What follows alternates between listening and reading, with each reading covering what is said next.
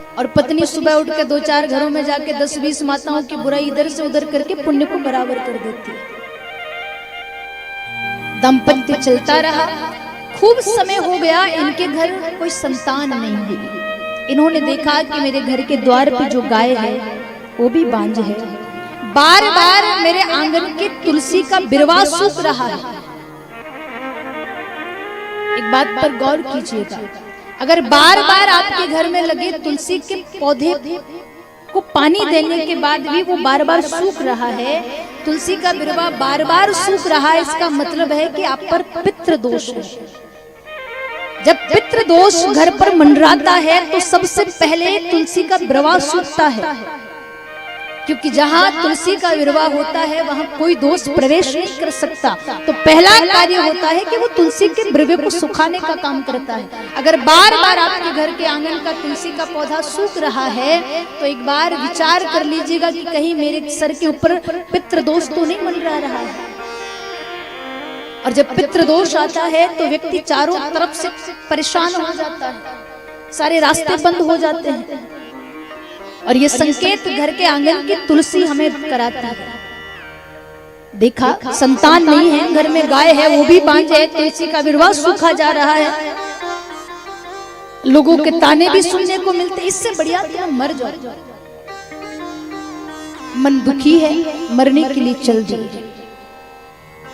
कोई पाने के लिए दुखी है, कोई पाने के बाद दुखी है। जिंदगी में सब दुखी है, कोई पाने की चाहत में दुखी है तो कोई जिसको मिल गया वो पाने के बाद दुखी है। गए एक जंगल में जाकर के बैठ गए, नदी में कूदने वाले थे आत्महत्या करने के लिए, उससे पहले एक पेड़ के नीचे बैठकर खूब रो रहे थे। एक संत आई तो सोचा कि एकांत में बैठ के कोई रो रहा है तो लगता है भगवान का भक्त होगा। पूछा, बेटा क्यों रो रहे हो, क्या हुआ? महाराज, मेरे कोई संतान नहीं है। संत ने समझाया कि संतान नहीं है तो आत्महत्या करना चाहते हो, क्यों? बोले, महाराज मैंने सुना है जिनके संतान नहीं होती उनका उद्धार नहीं होता। कौन मुका अग्नि देगा, कौन श्राद्ध करेगा, तो उद्धार कैसे होगा? महापुरुष कहते हैं, अगर ये चाह आपको संतान के प्रति आसक्त बनाती है कि आपके मरने के बाद संतान के द्वारा किया गया श्राद्ध आपको वैकुंठ प्राप्त कराएगा, तो मन से ये मोह हटा दीजिए। संतान के कर्म से नहीं, हम हमारे कर्मों से भवसागर पार करेंगे। हम ही ऐसे कर्म करें कि संतान हमारा श्राद्ध ना भी करे तो हमें उनके श्राद्ध की आवश्यकता न पड़े। हम हमारे कर्मों की नैया में बैठकर ही भवसागर पार कर लें। संत ने समझाया, जितना व्याकुल संतान को पाने के लिए है उतना भगवान को पाने के लिए हो जा, जीते जी तेरा उद्धार हो जाएगा, श्राद्ध की जरूरत नहीं पड़ेगी। संत खूब समझाने लगे तो आत्मदेव जी ने कहा, महाराज प्रवचन सुनने नहीं आया हूँ, प्रवचन तो मैं ही खूब बढ़िया सुनाता हूँ, मैं तो समस्या लेकर आया हूँ, समाधान करिए नहीं तो मरूंगा, और अगर आपके सामने आत्महत्या करूंगा तो ब्रह्म हत्या आपको लगेगी। संत ने कहा, मैंने तो सोचा था कथा प्रेमी होगा, ये तो संसार का व्यथा प्रेमी है, यहाँ आकर तो उल्टा मुझे दुखी होना पड़ रहा है। खूब समझाने पर भी नहीं समझे तो अपनी झोली से फल निकाल करके दिया, कहा तुम्हारी पत्नी को खिला देना, 9 महीने बाद योग्य बेटे का जन्म होगा। लेकर के गए, ले जाकर धुंधली को दे दिया, कहा ये फल पाना है, हमारे घर संतान का जन्म होगा।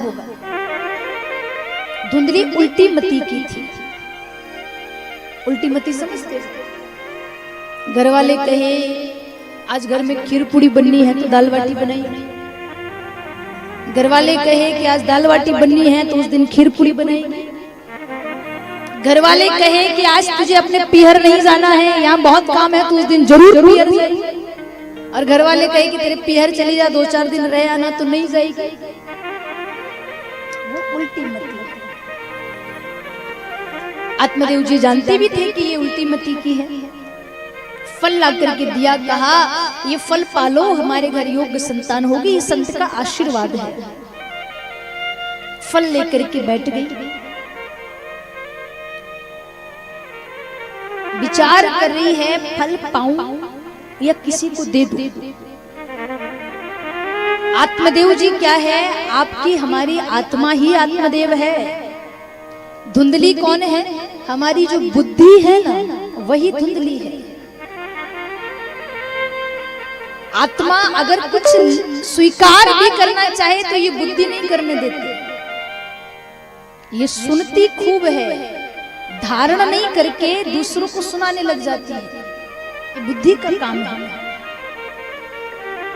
बुद्धि तर्क करती है, आत्मा तर्क नहीं करती। धुंधली ने सोचा खाऊं नहीं खाऊं, विचार कर रही थी, तब तक पड़ोसन आ गई। क्या हुआ? बोले मेरे पति फल लाए हैं, कह रहे हैं इसे पाने से संतान होगी। तो पड़ोसन ने कहा तो बड़ी अच्छी बात है, तब तो खा लेना चाहिए, फल खा लो। धुंधली ने कहा पहले एक बात बताओ, फल खाने के बाद मैं गर्भवती हो जाऊंगी। अब गर्भ के समय जो समय बीतता है वो बड़ा मुसीबत वाला होता है, दुखदाई होता है। पहली बात तो ये बताओ कि जब मैं गर्भवती रहूंगी तो मैं दौड़ पाऊंगी कि नहीं दौड़ पाऊंगी? पड़ोसन कहे कि गर्भावस्था में तुझे कौन सा दौड़ कंपटीशन में भाग लेना है, कहां भाग करके जाएगी? बोले नहीं नहीं, दौड़ कंपटीशन में तो नहीं जाना है, पर अगर उस समय गांव में आग लग गई तो सब गांव वाले भाग जाएंगे, मैं अकेली जल जाऊंगी। पड़ोसन ने समझाया कि या तो आग लगेगी नहीं, और अगर लगती भी है तो तेरे पति है ना, वो तुझे बचा लेंगे, फल खा ले। धुंधली ने कहा दूसरी बात ये बताओ, गर्भ अवस्था में काम काज घर का हो पाता है कि नहीं? पड़ोसन ने कहा कि ज्यादा तो कोई परेशानी नहीं आती, 2-3 महीने ऐसे होते हैं जब ज्यादा काम नहीं बनता, तो 2-3 महीने के लिए अपनी ननंद को बुला लेना, वो काम कर देगी। धुंधली ने सोचा मेरी ननंद तो बड़ी चोरी करने वाली है, 1-2 दिन के लिए आती है तो आधा सामान बांध ले जाती है, अब 2-3 महीने के लिए आएगी तो पूरा घर का सफाया कर देगी,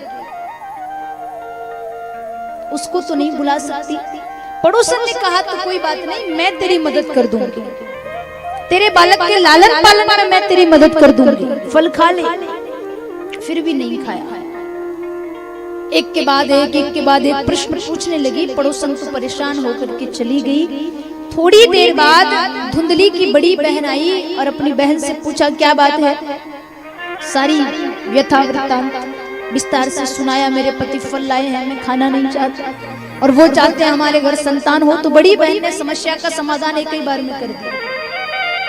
बड़ी बहन ने कहा कि हम दोनों बहनें परेशान हैं, तेरे घर खूब धन है तो खाने वाला नहीं है, और मेरे घर खाने वाले खूब हैं तो धन नहीं है। मैं गर्भवती हूँ, जो भी बेटा बेटी का जन्म होगा मैं उसे छुपा करके तुझे दे दूंगी, उसके बदले तू मुझे धन दे देना। दोनों बहनों की समस्या का समाधान हो जाएगा। धुंधली को ये बात समझ में आ गई। धुंधली ने कहा पर ये जो फल मेरे पति लाए हैं इसका क्या करूं? उसकी बहन ने कहा कि ये फल तेरे घर में जो गाय माता है उन्हें खिला दे, अगर संत का आशीर्वाद सच्चा होगा तो उसका परीक्षण भी हो जाएगा। फल गाय माता को खिला दिया। आत्मदेव जी को कहा मैंने फल पा लिया, गर्भवती होने का नाटक किया। 3-4 महीने बाद अपने पति को कहा धुंधली ने, स्वास्थ्य थोड़ा ठीक नहीं रहता, घर का कामकाज होता नहीं है, मेरी खुद की सेवा नहीं हो पा रही है, आप कहें तो मैं अपनी बहन के यहाँ रहने चली जाऊं, वो सेवा भी कर देगी। ये तो बड़े सीधे साधे कह दिया, चली गई। बहन के वहां एक बेटे का जन्म हुआ, वहां से अपनी बहन का बेटा लेकर अपने घर आ गई। उसके बदले अपनी बहन को खूब धन दे दिया और अपने पति को कहा कि ये मेरा बेटा है। धुंधली ने अपने बेटे का नाम रखा धुंधकारी। धुंधकारी के जन्म के 3 महीने बाद, फल खाने के 12 महीने बाद उन गाय माता ने भी सुंदर बालक को जन्म दिया। शरीर मनुष्य का है, कान गाय माता के हैं, नाम रखा गोकर्ण। बोले गोकर्ण महाराज की जय। धीरे धीरे दोनों बालक बड़े होने लगे। बड़े होकर के गोकर्णो पंडितो ज्ञानी, धुंधकारी महाखला। जब बड़े हुए तो गोकर्ण जी तो विद्वान पंडित बने,